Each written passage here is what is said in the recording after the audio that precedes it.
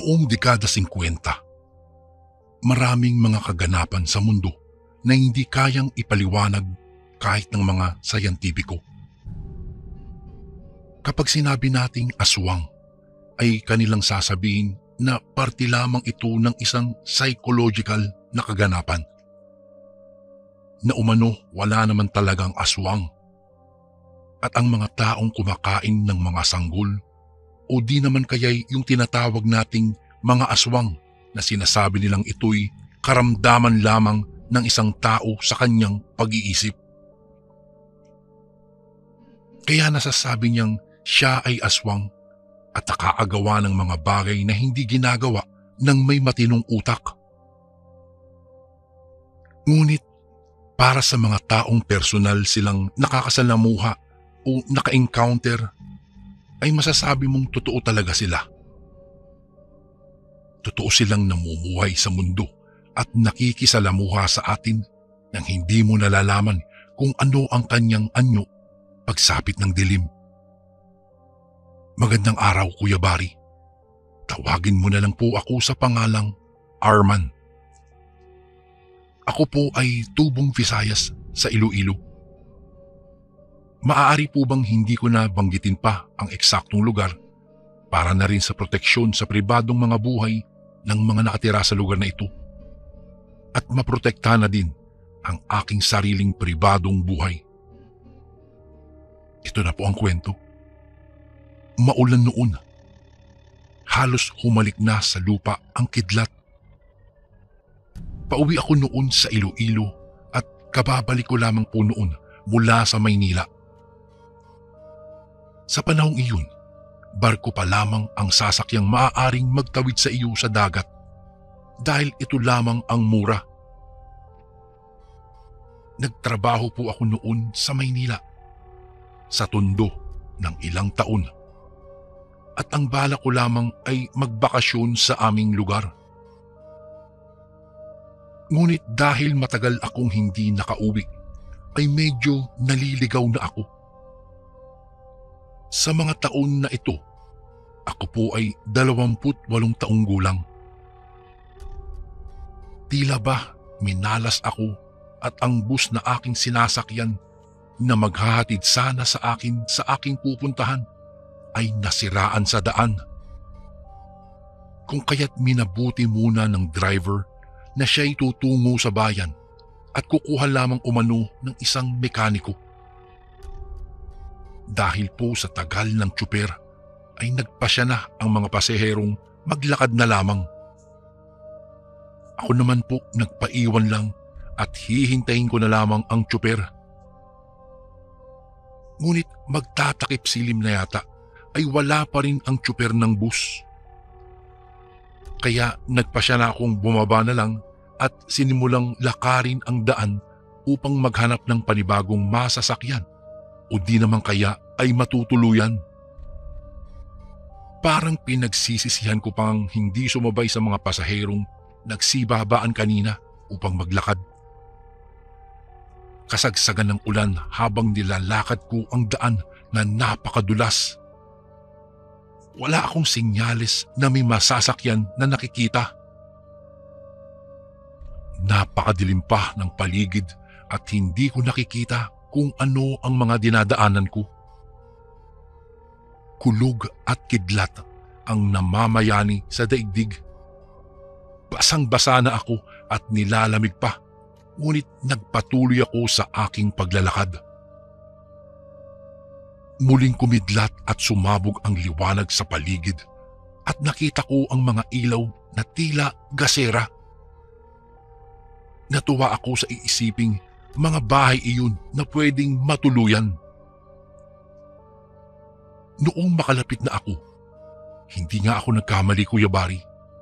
Isang munting nayon ang aking nakita. Dali-dali akong naghanap ng matutuluyan at isang maliit na apartel ang aking napuntahan. Agad akong pumasok. Mga kabataan na sa tingin ko ay mga estudyante ang naroroon. Ni hindi nila ako nakita dahil abala sila sa paghuhuntahan. Sa wari ko po ay galing sila sa syudad at nanatili muna sila doon gawa nga ng ulan. Agad akong lumapit sa front desk upang magtanong ng kwarto. Napangiti ang lalaki, bagay na hindi ko nagustuhan. Kakaiba po kasi ang kanyang mga ngiti. Nakakakilabot tignan. Ibinigay niya sa akin ang numero ng aking kwarto. Pag-akyat ko sa ikalawang palapag, doon ko nakita ang mga nakasabayan ko kanina. Nagpasya din daw silang manatili dito upang magpalipas ng ulan at gabi. Nagpaalam na rin akong pumasok upang magpahinga. Ngunit hindi namin alam na ang gabing ito pala ay magiging mitya ng buhay ng bawat isa. Noong makapagbihis na ako, ay nagpasya akong magpahinga agad para maaga ako bukas makaalis. Hindi pa man matagal ang aking pagkakatulog ay nagising ako sa alulong ng mga aso sa labas. Bumangon ako at bahagyang sumilip sa labas. Ngunit laking gulat ko nang makita ang isang lalaki na nakatayo habang ito ay nagpapaulan. Bubuksan ko sana ng malaki ang bintana, ngunit napigilan ako nang may makitang sumulpot sa likod niya ang mga taga-nayon at umalulong. Kuya Barry, halos humiwalay ang ulo ko sa aking katawan at mauuna ang kaluluwa ko na lumaya sa katawan ko dahil sa takot. Lalo na at ang nayon na aking napuntahan ay tila kuta ng mga aswang. Malalakas na hiyawan ang aking naririnig, kaya dali-dali akong lumabas. Nakasabay ko pa nga ang isa sa mga estudyante na tumatakbo. Halos mamatay ako nang makitang kinakatay na ang iba naming mga kasama. Hinila ko ang babaeng nakasabay ko at sinabing makakalagpas kami. Habang tumatakbo ay may isang ginang ang iniabot sa amin ang sanggol. Iligtas umano daw namin ito. Walang dalawang sabi kong binitiwan ang bag ko at tinanggap ang sanggol. Tinuro pa nga niya kung saan dapat kami dumaan. Di nagtagal, dali-dali kaming nagtungo ng kasama kong babae nang may lalaking estudyanteng tumawag sa amin. Ngunit halos mapasigaw kami nang bigla siyang hablutin ng aswang. Nanlalaki pa ang mga mata ng dalaga habang nakatingin sa mga kasamahan niyang nilalapa ng aswang. Hinila ko siya, Kuya Barry. Ako man po ay hindi makapaniwala. Dahil para sa akin noon, katahang isip lamang ang mga aswang. At hindi sila totoo. Ngunit sa mga panahong iyon ay isa ako sa nakikipaghabulan para sa aking buhay. Umiiyak ang dalaga maging ang daladala kong sanggol. Ngunit nagpatuloy kami sa pagtakbo, Kuya Barry. Kahit na nagkakandadapa pa ang kasama ko ay pinilit ko siyang itinatayo. Hindi ko na alam kung saan na kami. Basang-basa na kami sa ulan. Kung kaya't nagpasya kaming sumilong muna sa isang malaking puno at doon kami nagtago. Bago ko po ipagpatuloy ang kwentong ito ay may request sana ako sa iyo, kasundo. Isang pindot lang ito, kasundo, sa subscribe button namin. Malaking tulong po ito sa amin, kasundo, upang mapagpatuloy pa namin ang mas marami pang magagandang kwento. Salamat sa pag-subscribe mo, bagong kasundo.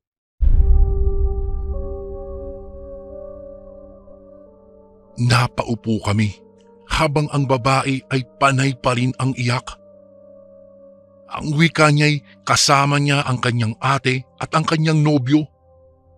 Hindi niya alam kung nasaan na ang dalawang iyon. Ang wika ko sa kanya'y ipanalangin niyang ligtas sila kahit pa malabo pa sa usok na mangyari, lalo pat puro aswang ang mga tao sa nayon.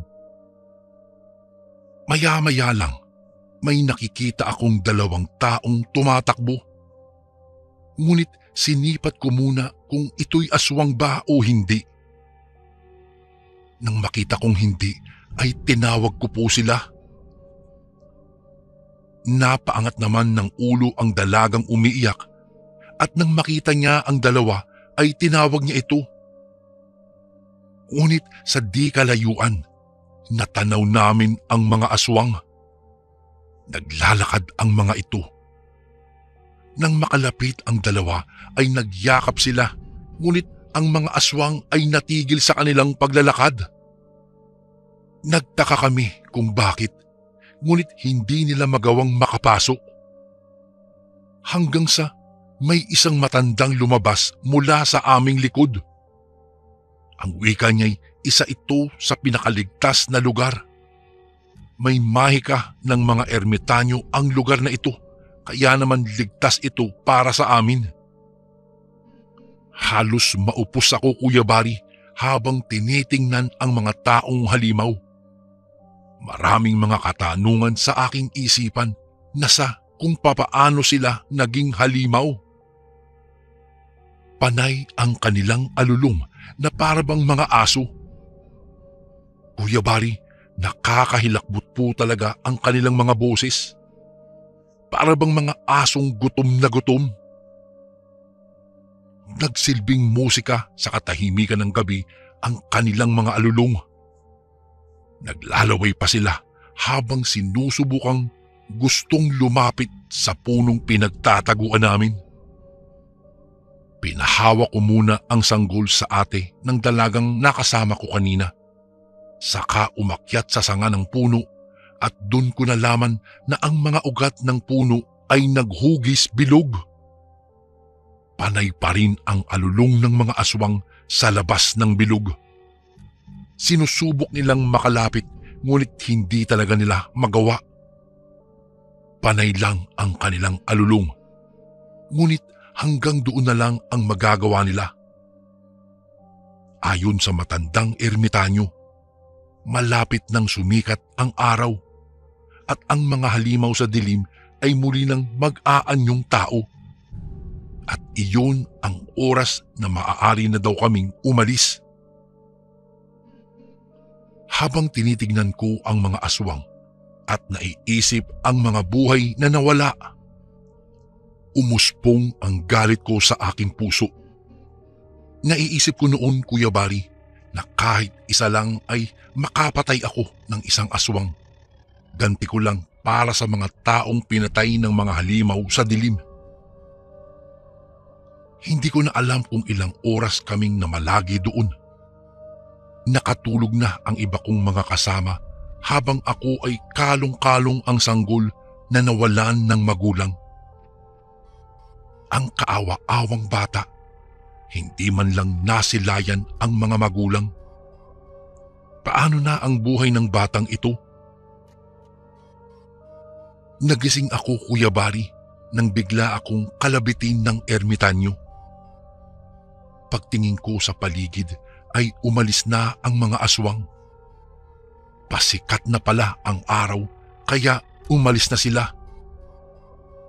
Ginising ko ang aking mga kasama at sinabing kami ay ligtas na. Napaiyak naman ang mga kasama ko, saka nagyakapan.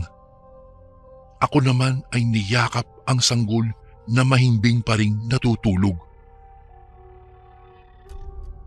Nang tuluyan ng sumikat ang araw, ay naglaho na din ang mga aswang.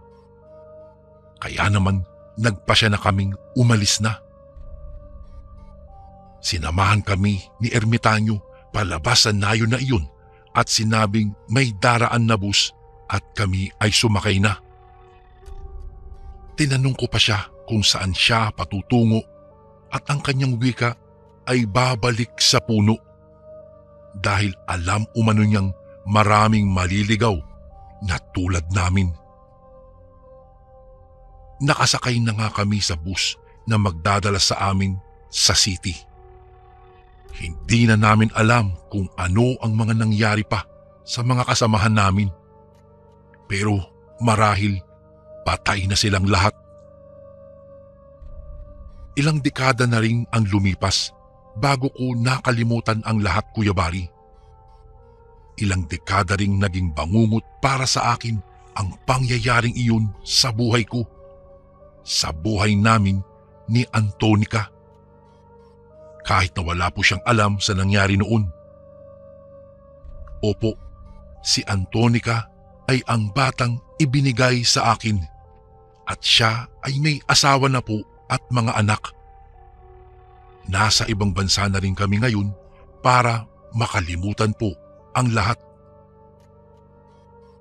Isinulat ko din ang sulat na ito sa pamamagitan ni Antonica dahil ako ay matanda na po at wala nang kakayahang sumulat.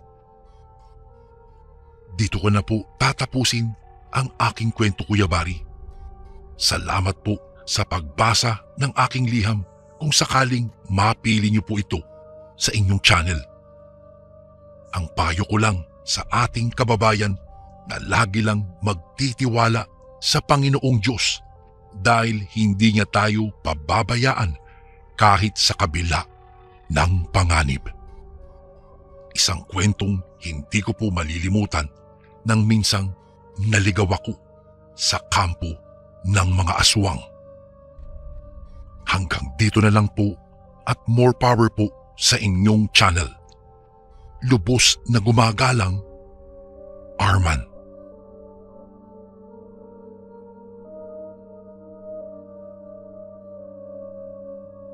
Magandang araw po, Kuya Bari, at pati na rin sa mga nakikinig sa ating channel. Sana po ay magustuhan ninyo ang aking maibabahaging kwento sa araw na ito. Kuya Bari, ako po si Lando. Lando po ang tawag ng mga kaibigan ko sa akin. 47 taong gulang at nanirahan po dito sa Bulacan. May asawa po ako at 3 anak na binubuhay ko sa pagtatrabaho bilang isang tricycle driver.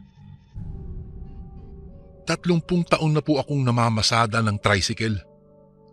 17 pa lang po ako, natutunan ko ng maghanap buhay para lang may makain kami sa pang-araw-araw dahil sa maagang pagkamatay ng ama ko.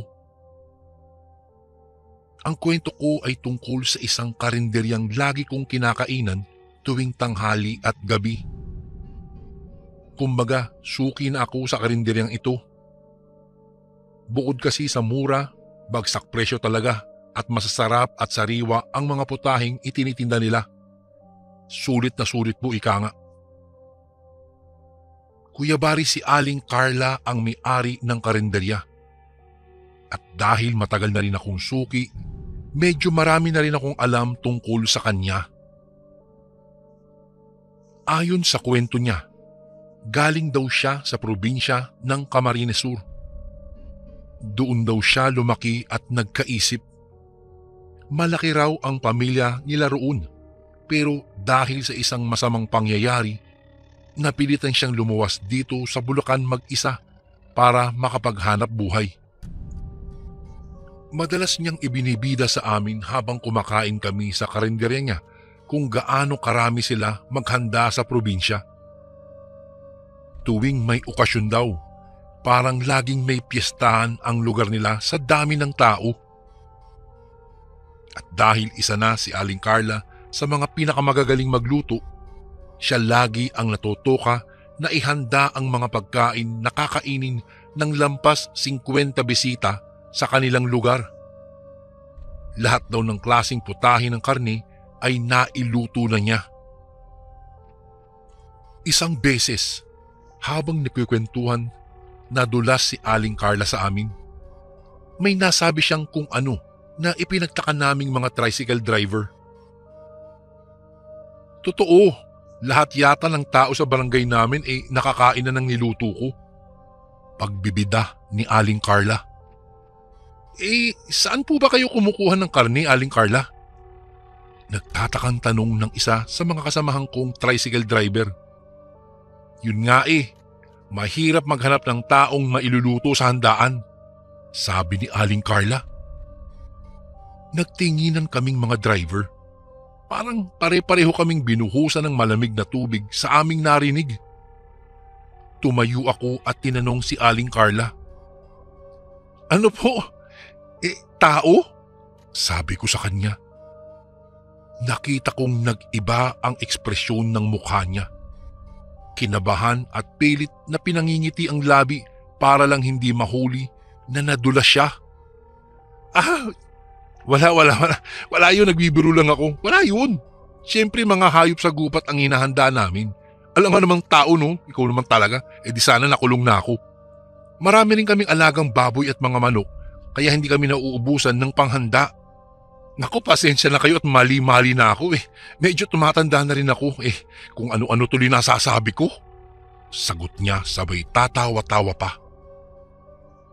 Tumawa rin ang iba sa mga driver. Pero ako, Kuya Bari, hindi. Tinitigan ko lang ang karning ulam na kinakain ko. Pinaikot-ikot ko sa plato. Kinikilatis. Pero karne naman ng baboy. Walang kaduda-duda.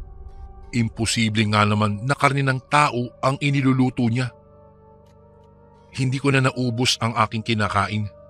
Nagbayad na ako saka nagpatuloy sa aking pamamasada. Sa mga susunod na araw matapos iyon, hindi muna ako kumain sa karinderya ni Aling Carla. Ewan ko ba? May kakaiba kasi akong kutob na hindi ko maalis-alis sa loob ko tungkol sa karinderya niya. Hindi ko malimut-limutan ang birong iyon ni Aling Carla. Halos 1 linggo akong hindi kumain sa karinderyang iyon. Hanggang sa may inihatid ako malapit sa pwesto ng kanyang karinderya. Nakita ako ni Aling Carla. Ipinaypay niya ang kanyang kamay. Tinatawag niya ako. Lumapit naman ako, Kuya Bari. Tumingin-tingin kunwari sa mga ulam na nakahain. Oh, kamusta ka na, Lando? Hindi ka na bumabalik simula nung nagbiro ako tungkol sa karne ng tao Ikaw talaga? Bungad niya sa akin. Napangiti lang ako kay Aling Carla. Hindi naman ganun. Nagluluto kasi yung misis ko. Alangan namang hindi ako kumain sa bahay. Di nag-away pa kami nun. Sagot ko naman sa kanya. Ganun ba? Tumango-tango naman si Aling Carla sa akin. O anong order mo? Muling tanong niya sa akin. Gulay lang. Gulay na lang po muna siguro. Nagda-diet po kasi ako . Mas mabuti na pong nag-iingat. Ito ang unang beses na gulay ang inorder ko mula sa kanyang karinderya. Sa pilitang napaupo tuloy ako sa isang lamesa. Agad namang inilatag ni Aling Carla ang isang cup ng kanin at gulay kasama ang sabaw sa harap ko. Naubos ko naman kaagad ang gulay. Tumingin ako sa kaliwa. May isang babae na kumakain ng adobo. Muntik na akong maduwal habang umiinom ng tubig. Ewan ko ba, na-trauma ata ako sa biro ni Aling Carla. Parang nai-imagine ko lagi na karne ng tao ang mga nilulutong karne niya. Napabalikwas ako sa aking upuan at tumayo na. Nagbayad na ako, saka umalis at nagpatuloy ako sa aking pamamasada. Isang hapon, habang nakatambay ako sa terminal, bigla kong nakita na sabay-sabay umandar ang tricycle ng mga kasamahan kong nakatambay rin. Parang nagkakagulo. Nakichismis ako sa isang paalis na sakay ng tricycle niya. Pre, anyari ba? Tanong ko sa kanya. Pupuntahan daw si Aling Carla sa karinderya niya. Gagantihan daw. Sabi niya. Parang hindi ko naiintindihan ang sinasabi niya. Ano? Bakit naman? Tanong ko ulit sa kanya. Hindi mo ba nabalitaan kagabi? Ganting tanong niya. Gagantihan? Bakit ho? Ang alin? Kilala mo si Ricardo, yung nagmamaneho ng 237 na tricycle? Oho, si Ricardo, opo. Umorder daw yan kagabi kay Aling Carla. Inuwi sa bahay ang adobo. Pagbukas niya, Para kainin sana. May 3 daliri daw ng tao siyang nakita sa ibabaw ng adobo. Nagsuka raw si Ricardo. Kaya ngayon, pupuntahan namin si Aling Carla.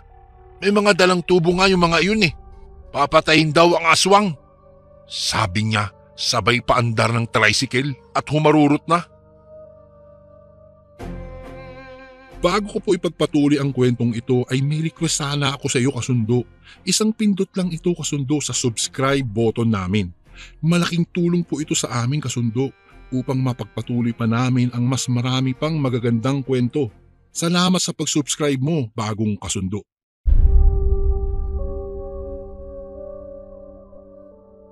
Agad naman akong sumakay sa aking tricycle at sumunod sa mga nagkakarerang tricycle papunta doon sa karinderya ni Aling Carla. Pagdating ko po sa pwesto, nakita ko ang mga hilera ng nakapark na tricycle sa gilid ng daan. Napakarami.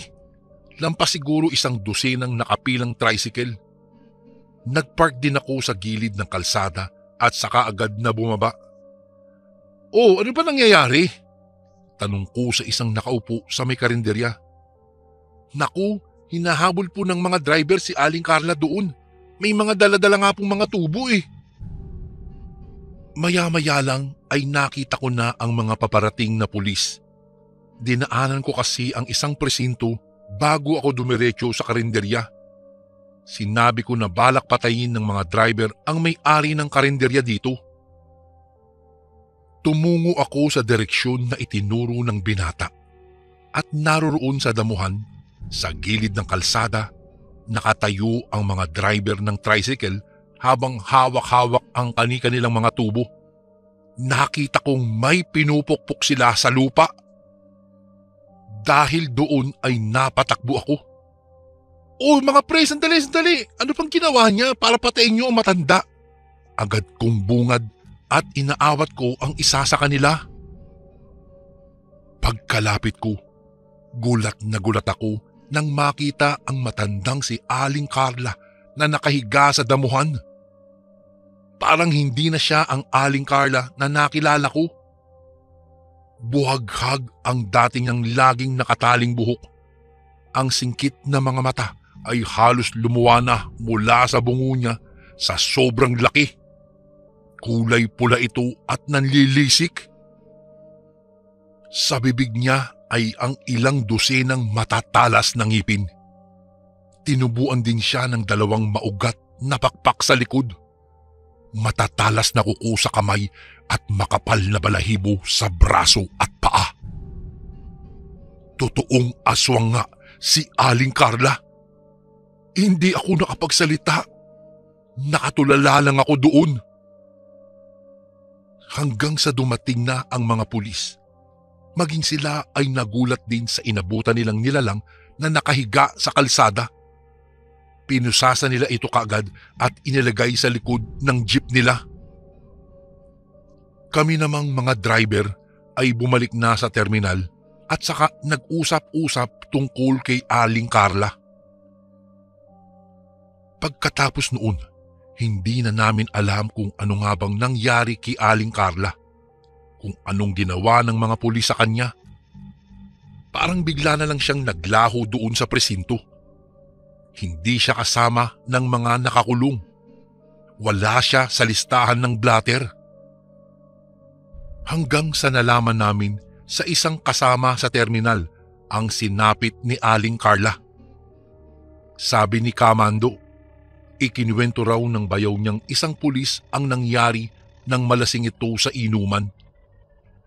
Sabi niya, umamin daw si Aling Carla. Galing daw talaga sa probinsya ng Camarines Sur ang matanda.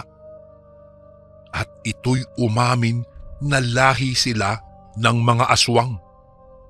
At dahil sa dami ng taong pinapatay nila tuwing may handaan sila, hinahunting sila ng mga taong bayan doon sa lugar. Dala ang mga sulu ay sinunog ng mga taong bayan ang mga kabahayan nila. At pinatay ang lahat ng kalahi ni Aling Carla. Siya lamang pala ang nakaligtas kaya lumuwas siya dito sa Maynila. at dito na lang niya ipinagpatuloy ang ginagawang pagluluto ng karne ng tao. Sa mga eskinita raw siya ng bibiktima ng mapapatay na sibilyan. Pinagpipira-piraso at saka isinasama sa mga karne ng baboy o manok para hindi daw mahalata. Kaya naman daw sa halos 2 taon niyang pagluluto, ngayon lang may nakapansin na sinasamahan niya pala ng karne ng tao ang kanyang mga putahe. Pagkatapos mahuli, inarbor daw ng isang nakakataas na politiko si Aling Carla. Kahit daw silang mga pulis, wala nang alam kung ano ba talaga ang nangyari kay Aling Carla. Lumipas ang ilang buwan. Habang payapa ang aming baryo, ay nagulantang kami sa isang balita. Napag-alaman namin mula sa isang kabaryo namin na nagtatrabaho sa isang politiko na buhay pa rin daw si Aling Carla at malusog na malusog daw ito. Nagulat kami at nagtanong kung nasaan si Aling Carla. Ayon kay Mang Densyo, yung politiko daw na umarbor kay Aling Carla ay napag-alaman nilang kamag-anak pala ito ni Aling Carla. Dinig na dinig daw ni Mang Densyo ang usapan ng magtiyahin. Kahit kinakabahan si Mang Densyo, nakiusisa siya at inalam niya ang kanilang pinag-uusapan. Nanlaki na lang daw ang kanyang mga mata nang marinig niya mula sa kanyang amo na politiko na isang aswang din pala siya kagaya ni Aling Carla. Napabalikwas daw siya sa kanyang kinaroroonan at napatakbo sa kanyang silid. Dahil doon pa lang niya napagtanto ni Mang Densyo kaya pala palaging may bagong driver ang politiko. Malamang binibiktima niya ayun at ginagawa niyang pagkain. Kaya noong marinig ito ni Mang Densyo na isang driver ng politiko ay hindi na siya nagdalawang isip pa at umalis kaagad doon sa lugar na iyon. Magsusumbong sana siya sa mga pulis, ngunit alam niyang hawak ito ng politiko at siguradong hindi papansinin at tatawanan lamang ang kanyang isusumbong. Lahat ng taong nakikinig sa kwento ni Mang Densyo ay natakot para sa kani-kanilang mga pamilya. Kumalat ang balita sa buong barangay namin at nagmatsyag ang mga tanod gabi-gabi. Malamang Kuya Bari, nakarating sa politiko kaagad ang nangyari sa barangay namin. Sapagkat isang araw na lang ay bigla daw nawala ang mga ito sa kanilang bahay at hindi na muling nagpakita pa. Kuya Bari, magpasangga ngayon, laging pumapasok pa rin sa isip ko na minsan sa 2 taon na pagkain ko sa karinderya ni Aling Carla, sigurado pong nakakain ako ng karne ng tao. At kapag naaalala ko yun, bigla na lang talaga akong nasusuka sa gilid ng daan.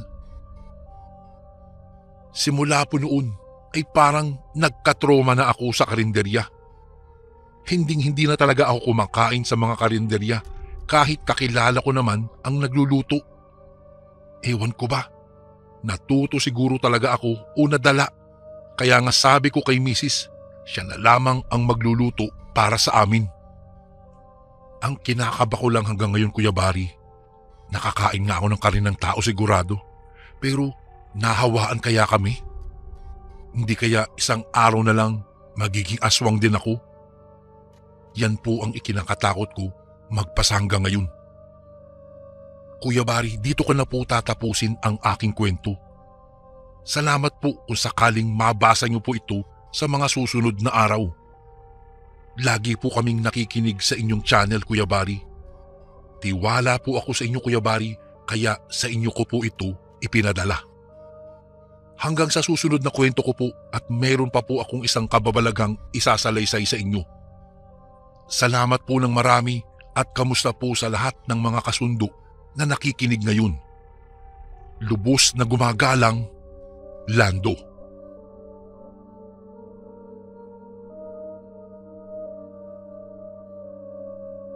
Isang magandang araw po sa inyo, Kuya Bari, pati sa lahat ng nakikinig ngayon. Ako nga po pala si Miguel. Nag-aaral sa kursong edukasyon. 1 taon na lamang ay gagraduate na po ako. Kuya Bari, ang ikikwento ko po ngayon ay nangyari sa akin noong mga panahong nasa high school pa lamang po ako. Sa ngayon po ay isa na akong huwarang estudyante. Hindi ako ma-absent at hindi ako inaabutan ng deadline tuwing may project. Inaayos ko na ang pag-aaral ko dahil siguro nakita ko rin kung papaano maghirap sila mama para lang makapag-aral kaming magkakapatid. Ipinangako ko po sa aking sarili na hindi titigil hanggang hindi ako nagiging isang tunay na guro sa isang eskwelahan. Pero iba noong high school po ako. Kasama kasi ako sa isang gang sa barangay namin na binubuo ng mga kaedad kong binata na katulad ko rin ang hanap sa buhay, gulo at kasuntukan. Tupak ang tawag po sa grupo namin. At syempre, kapag may sasaling bagong miyembro, magaganap po ang isang hazing sa isang abandonadong simbahan sa barangay po namin. Pipiringan po namin ang bagong sali. Ipapahilera sa pader at saka isa-isang papaluin ng padel sa binti. Pagkatapos po noon, patutuluan namin sila ng kandila sa kamay. Kapag naipasa mo na lahat ng iyon, hindi ka sumuko, pasok ka na. Ganap ka ng kasapi ng tupak. Kuya Bari, kung hindi niyo po na itatanong, madalas kaming sumali sa mga gangwar. Laging mga taga-kabilang barangay lang naman din ang aming kalaban. Kuya Bari, naaalala ko isang beses, isa sa mga kasamahan namin ang nabugbog dahil dumayo siya sa kabilang barangay mag-isa. Hindi na siya nakauwi pa. Diniretso na siya kaagad sa isang ospital dahil sa tindi ng pinsalang natamo niya. Tinahinga ang ulo niya at hanggang ngayon alam kong may malaking peklat pa rin siya sa pisngi na hindi na niya mabubura pa habang buhay. Dahil sa nangyari, nagplano kami na gumanti. Hindi po kami pumasok ng hapon ng sumunod na araw. Nagkita-kita kami sa harap ng high school na pinapasukan ng leader noong gang na tumira sa kasamahan namin. Paglabasan ng mga estudyante, naispatan kaagad namin ang leader. Para kaming mga gutom na aso na biglang humabol sa kanya hanggang sa may kabilang bayan. Mabilis siyang tumakbo pero sa dami namin, na-corner pa rin namin siya hanggang sa napalibutan naming lahat. Hindi na siya lumaban pa.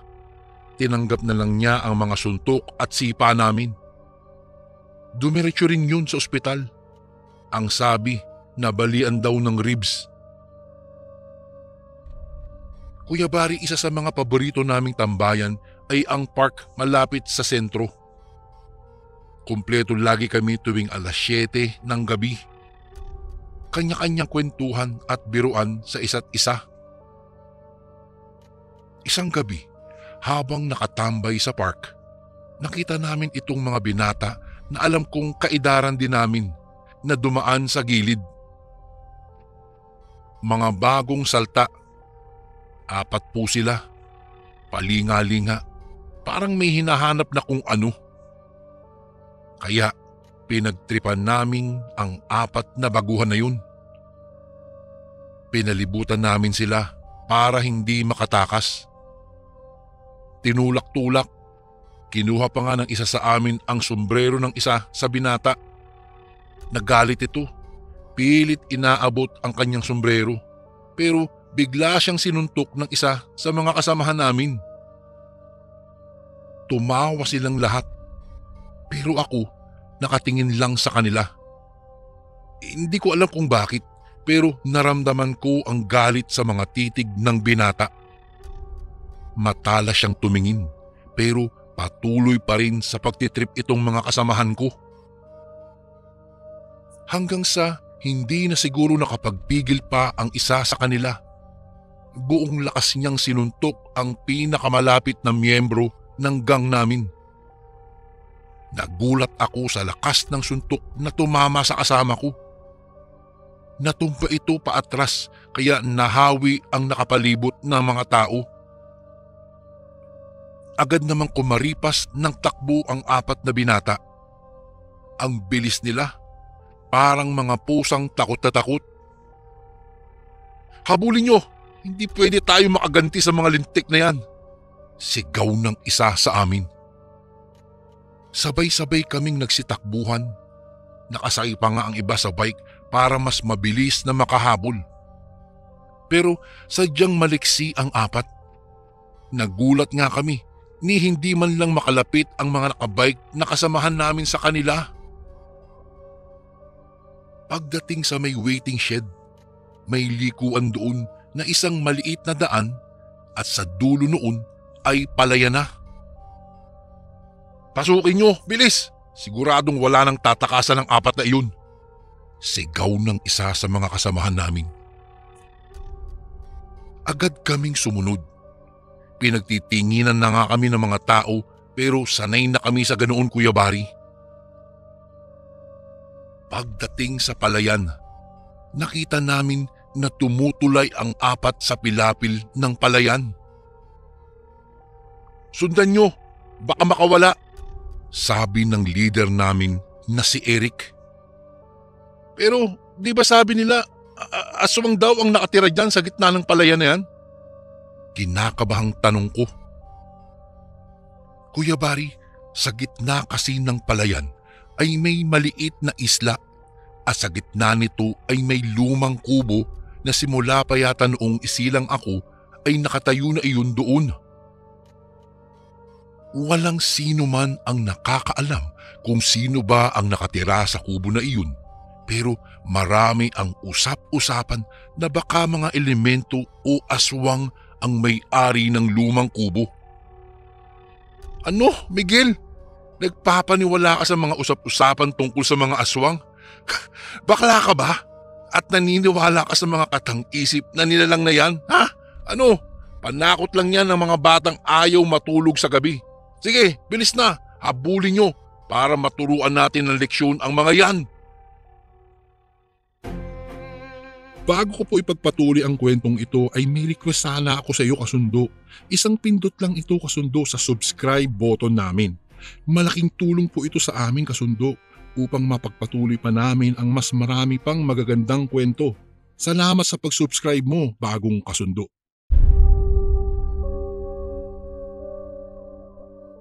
Wala na akong nagawa, Kuya Bari. Kaysa naman mabangasan pa akong duwag o bakla ng mga kasamahan ko, kung kaya't sumugod din ako. Para kaming mga langgam na pila-pilang tumutulay sa pilapil.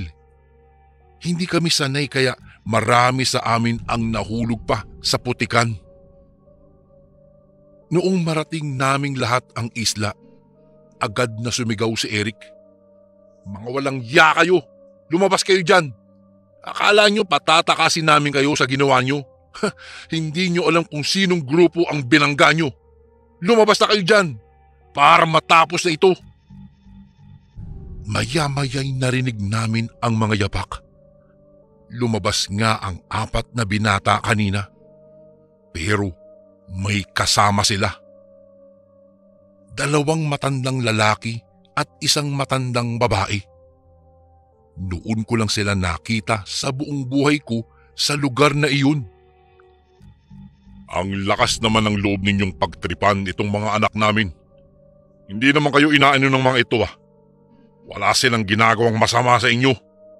At may lakas pa talaga kayo ng loob na sumugod dito sa kampo namin. Ngayon, tuturuan namin kayong lahat ng leksyon na hinding-hindi nyo malilimutan." Parang gumapang sa katawan ko ang takot matapos marinig ang sinabi ng matandang lalaking iyon. Nakatayo lang kaming lahat, nakatitig. Saka namin nakita ang biglang pagbabagong anyo nilang lahat. Sabay-sabay na humaba ang mga balahibo nila sa katawan. Lumaki ang kanilang mga mata at tumalas ang mga ngipin sa bibig at kuko sa daliri. Para ako nananaginip sa pagkakataong iyong Kuya Bari. Hindi makapaniwala sa nakikita ng aking mga mata. Matapos magbagong anyo, sabay-sabay na sumugod ang 4 na binata at 3 matanda sa amin. Napakabilis ng kanilang mga pagkilos. Nagmistulang kaming mga kakataying manok ng amo niya. Pulasan palabas ng isla at kanya-kanyang tulay sa makipot na pilapil ang iba sa amin. Sa mismong putik ng palayan na dumaan, may mga natumba, nagkatulakan para lang makatakas sa mga aswang na iyon. Ako naman, Kuya Bari, hindi ko alam kung papaano ako nakatakas. Kusa na lang biglang tumakbo sa putikan ang mga paa ko. Nakikitulak na rin ako sa iba pang kasamahan. Wala nang pakialam kung ako pa ang magiging dahilan kung bakit mapapatay ang ibang kasamahan. Ang tanging nasa isip ko ay ang makaligtas ako. Halos umabot sa bewang ko ang putik nang marating ko ang sementadong kalsada. Umakyat ako at ako'y lumingon. Kitang-kita ko kung anong nangyari. Isa sa mga kasamahan namin ang naagat sa liig. Nagsisisigaw ito. Sumisirit sa lahat ng direksyon ang kanyang dugo. Ilang sandali pa, natumba na ang biktima sa pilapil. Hindi na ito humihinga. Ang isa ko namang kasamahan, pinagtulungan ng 2 binata. Hila nila ito sa magkabilang kamay at saka sabay nilang buong lakas na hinugot. Parang papel na nahiwa sa gitna ang kanyang katawan. Lumabas ang mga lamang loob at dugo at laman at buto.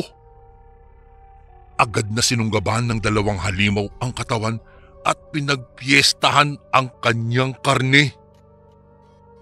Si Eric naman, kitang-kita ko, Kuya Bari, kung papaano siya lumaban sa matandang babaeng aswang. Iwinasiwas niya ang 2 tubo, ngunit ere lamang ang tinamaan nito. Mabilis kasi ang galaw ng nilalang na ito. Sa ikalawang wasiwas niya, sinangga ito ng aswang at hinawakan.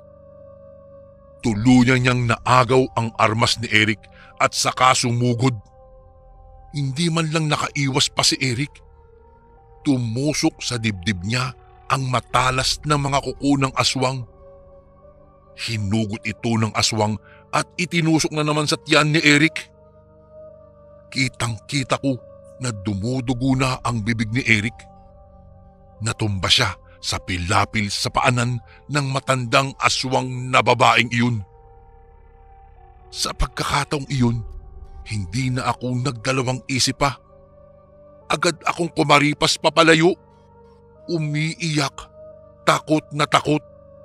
Parang sasabog ang dibdib ko sa tindi ng kalabog nito.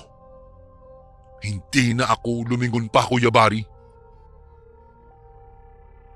Pagdating sa bahay, dumiretso ako sa kwarto at nagtalokbong ako ng kumot. Hindi na ako nakatulog pa ng gabing iyon. Hindi ko alam kung sino sa mga kasamahan ko pa ang nakatakas, Kuya Bari. Alalang-alala ako sa mga kagrupo ko.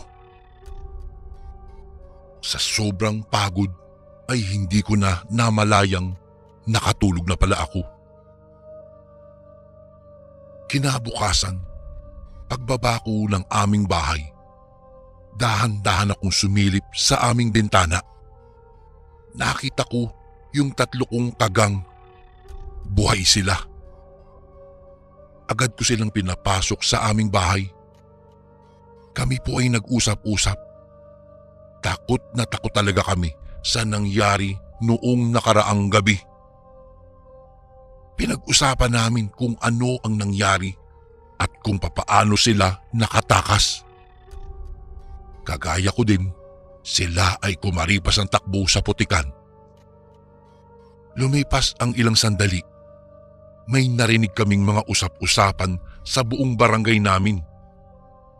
Nawawala daw ang 5 lalaking high school na hanggang umaga raw ay hindi pa umuuwi. Hindi nagtagal, may dumating na mga pulis. Takot na takot kami dahil dumiretso po sa aming bahay. Kami ang napagtanungan ng mga pulis pero walang umamin sa aming kuyabari. Walang gustong magsalita. Siguro dahil na rin sa takot na baka kami naman ang hanapin ng mga aswang na iyon sa oras na magsumbong kami. Kung kaya't nanatili ang sikretong iyon sa amin. Hindi na nakita pa ang mga taong pinaghahanap na iyon. Kami lang ang nakakaalam kung ano ba ang talagang totoong nangyari. At siguro, hindi dahil dito, wala nang maglalakas loob na magkwento sa kung anong tunay na nangyari talaga. Simula po noon, Kuya Bari, nabuwag na ang gang namin. Wala na sa aming tumatamay pa sa labas, lalo na kung gabi. Ito po ang tunay na dahilan kung bakit siguro ako tumino sa kolehiyo dahil sa karanasang iyon na hinding-hindi ko malilimutan. Kuya Bari, dito ko na po tatapusin ang aking kwento. Sana po ay mapili niyo ring basahin ito sa mga susunod na araw. Salamat po muli and more power po sa inyong channel. Lubos na gumagalang, Miguel.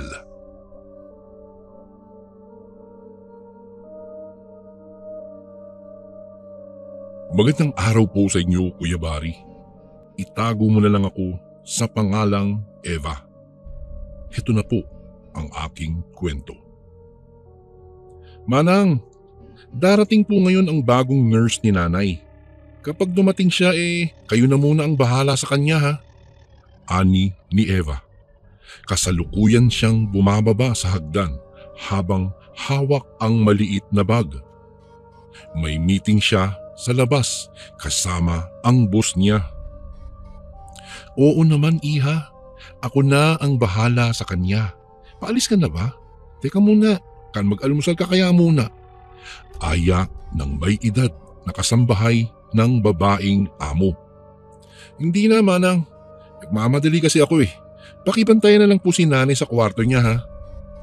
Pagkasabi ay nagmadali na siyang lumabas sa bahay. Umakyat na si Manang Aida sa ikalawang palapag ng bahay upang puntahan sa kwarto si Alice, ang matandang nanay ni Eva. Matagal nang nagtatrabaho si Manang Aida sa amo. Parang anak na nga ang turing niya rito. Malaki magpasweldo at talaga namang ubod pa ng bait.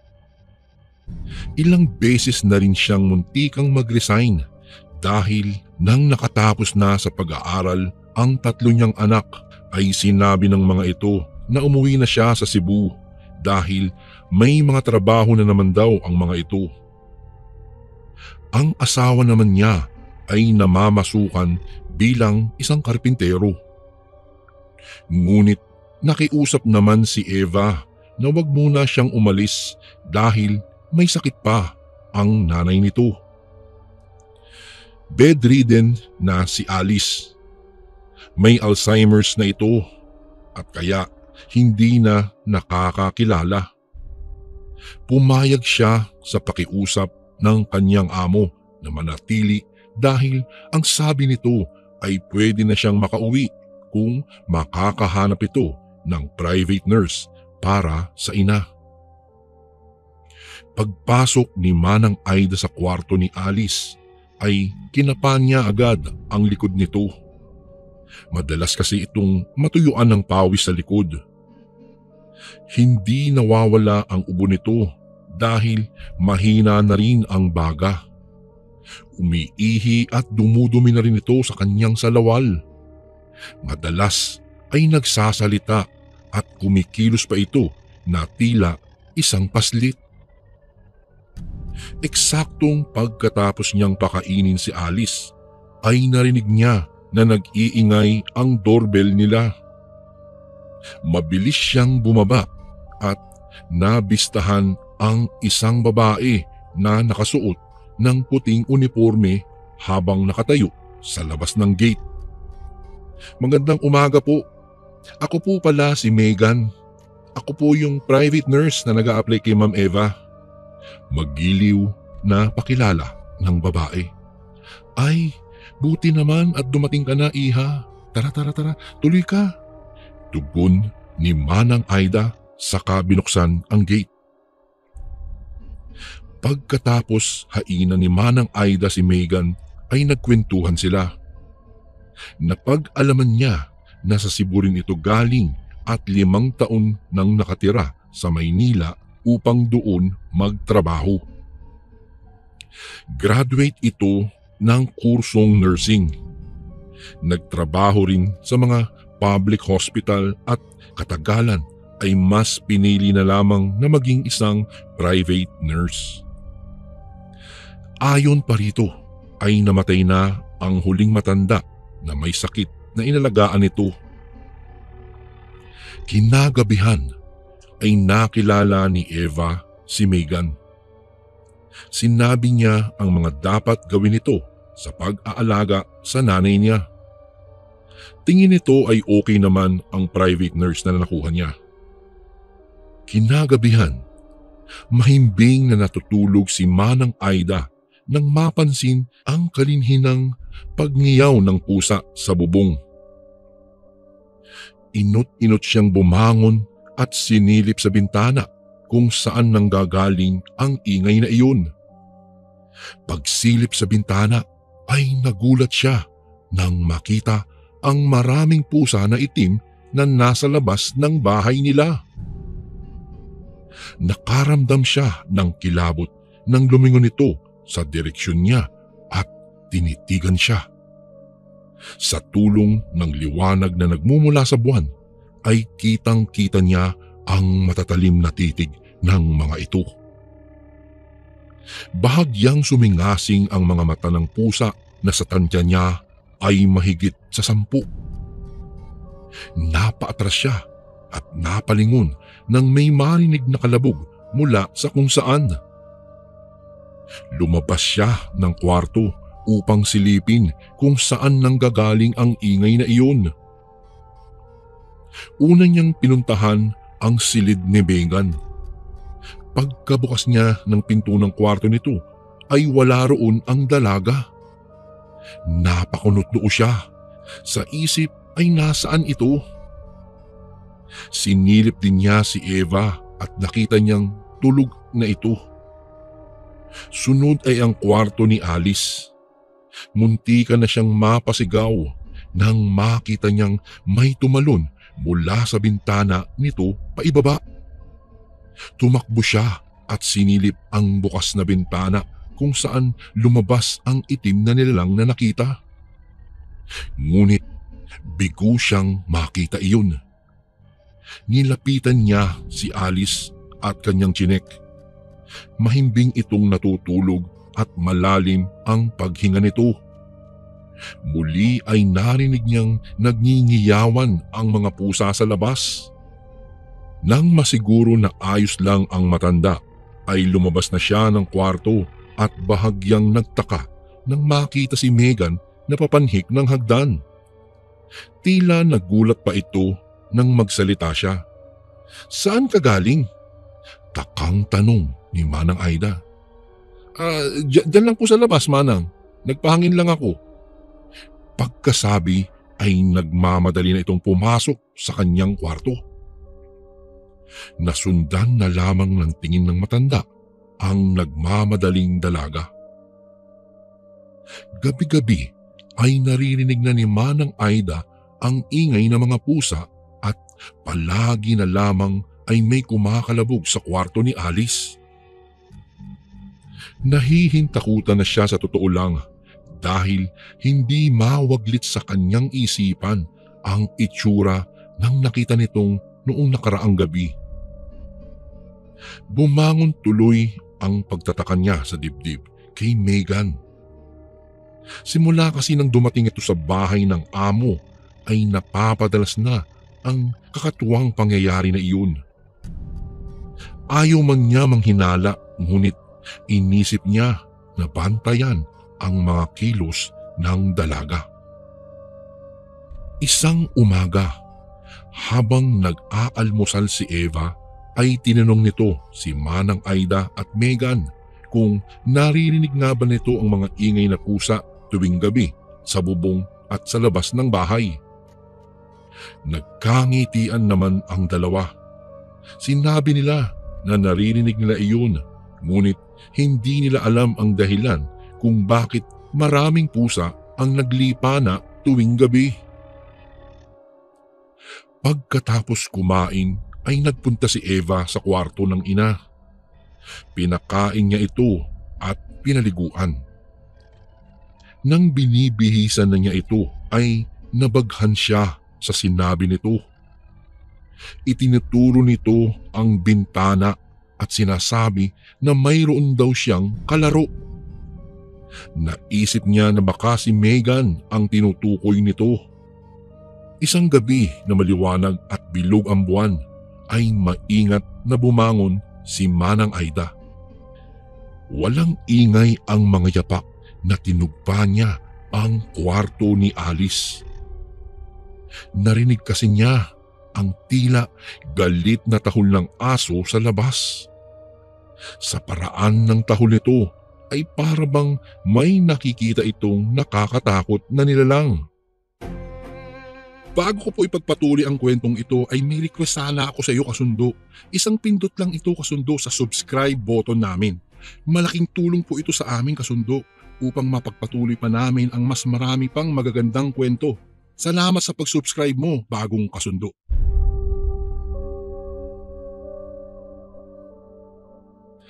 Dahan-dahan niyang binuksan ang pinto at napasigaw siya nang makita ang itim na nilalang na nakaupo sa kama ni Alice. Hindi nakatiis si Manang Aida. Binato niya ito ng maliit na flower vase na nakapatong sa istante. Tinamaan ito sa balikat at mabilis na lumingon sa kinatatayuan niya. Nakita niya ang namumulang mata nito at ngipin na matutulis. Dahil sa takot ay napasigaw siya at tumakbo papunta sa kwarto ni Megan. "Manang, anong ingay yun?" tanong ni Eva, eksaktong pagkabukas ng pinto ng kwarto. Mabilis na pumasok si Manang Aida sa loob at halos mabulol sa pagsusumbong kung ano ang nakita niya sa kwarto ng nanay nito. Hindi naman makapaniwala si Eva kaya pinuntahan nito ang kanyang ina. Sumalubong sa kanya ang bukas na bintana at bahagya pang nililipad ng hangin ang kurtina roon. Nang makita na maayos naman ang kanyang ina, ay sinara nito ang bintana at nagpasya na roon na muna siya hanggang mag-umaga. Nagtataka si Eva dahil may sinabi si Megan sa kanya na madalas daw may tinuturo ang ina niya dito. Takot daw ang nakarehistro sa mukha nito habang tinuturo ang bintana at sinasabi na may pumapasok daw mula roon. Kinilabutan si Eva dahil baka magnanakaw na ang nagtatangkang pumasok doon upang makapangloob sa bahay nila. Puro pa naman sila babae roon at kung sakali man ay walang magliligtas sa kanila. Kinausap niya si Manang Aida ukol dito. Nakiusap siya na baka sa bahay muna nila tumuloy ang asawa nito. Nasa Maynila rin kasi nagtatrabaho ito at stay-in sa pinapasukan. "Itatanong ko po muna kung papayagan siya ng amo niya, iha," tugon ni Manang Aida. Isang gabi na maalinsangan ay bumangon si Eva upang kumuha ng malamig na tubig sa ref. Habang umiinom ay natigilan siya dahil sa narinig na tila kaluskos na kung saan. Dinala niya ang pitsil at isang baso at balak dalhin sa kwarto nito. Pag-akyat sa hagdan ay muli niyang narinig ang ingay. Napalingon siya dahil tila may nahagip ang sulok ng kanyang mata na anino na pumasok sa loob ng kwarto ng ina. Sinundan niya iyon at mababagal na hakbang na tinugpa ang kwarto ng ina sa pinakadulo ng pasilyo. At sa kanyang pagbukas ng pinto ay nakita niya ang maitim na nilalang na nakatanghod sa ina habang mulat ang mga mata nito. Nakita niya ang takot sa mukha ng ina habang nakatitig sa nilalang na iyon na nakatayo sa gilid ng kama nito. Sumigaw si Eva at sa taranta dahil sa gumagapang na takot ay naibato niya sa nilalang na iyon ang baso na hawak niya. Nakailag ito at tumama sa salamin ng bintana. Lumikha iyon ng ingay ng mabasag. Dali-dali namang lumabas ang nilalang na itim na iyon doon sa bintana.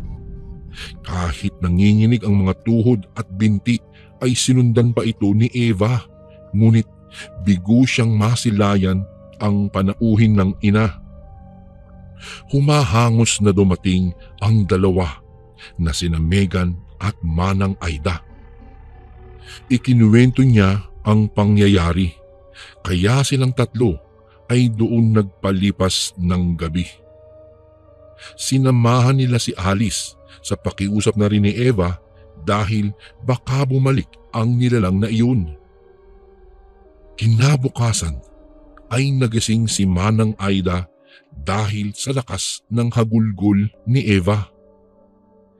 Nakita niya na yakap nito ang ina habang hinahalikan nito sa pisngi. Naramdaman niya na may tumabi sa kanya at nalinguhan niya si Megan. Tiningnan niya ang kabuuan nito at wala na siyang napansin na kakaiba. Bakas ang kalungkutan sa mukha nito.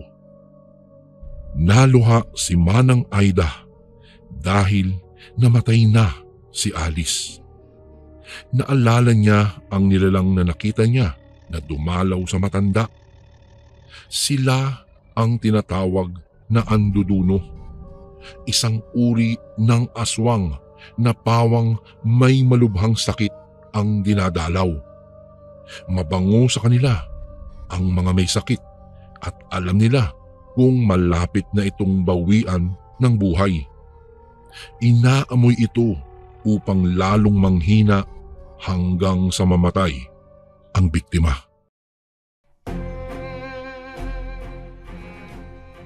And again, maraming salamat po mga kasundo. Don't forget to subscribe and i-click nyo lang po yung bell na button para updated po kayo sa mga upcoming videos namin na paparating.